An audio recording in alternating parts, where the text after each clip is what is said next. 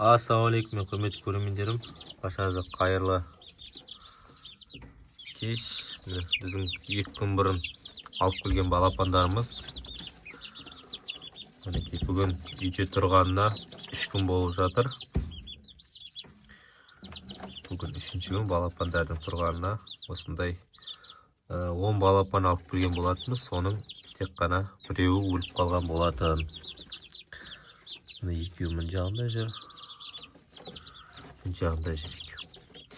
Енді алла берсе тауықтар келу керек. Тауықтарды күтіп жатырмыз. Хабарын. Так, мұнда көгершіндер жүр.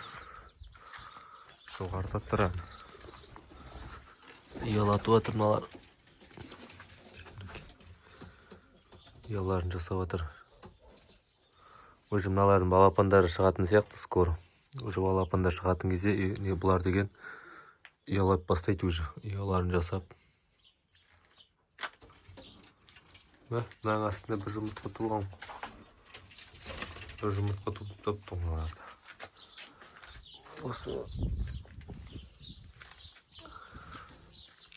Енді алла бұйыртса тоқтың да шаруасы шешілді міне. Тоқты жасаттық, аржан құлаттық. Енді мынаның менде сұрақ. Тауық қораны ананың ішіне жасаған дұрыс па, или мына жаққа салған дұрыс па?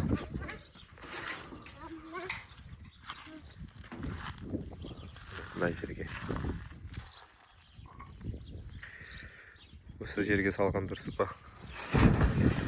Или так, мынаның ішіне салған дұрыс па? Так, қазір көрсетіп жіберейін. Арға той тұршы, балам. Арға той тұрқа берем. Так, мұнда. Мынаның ішіне салған дұрыс па тауық қораны? Сосын соны айтып жүріңіз. Сосын ақтастан салған, ракушняктан салған дұрыс па, или самантастан салған дұрыс па?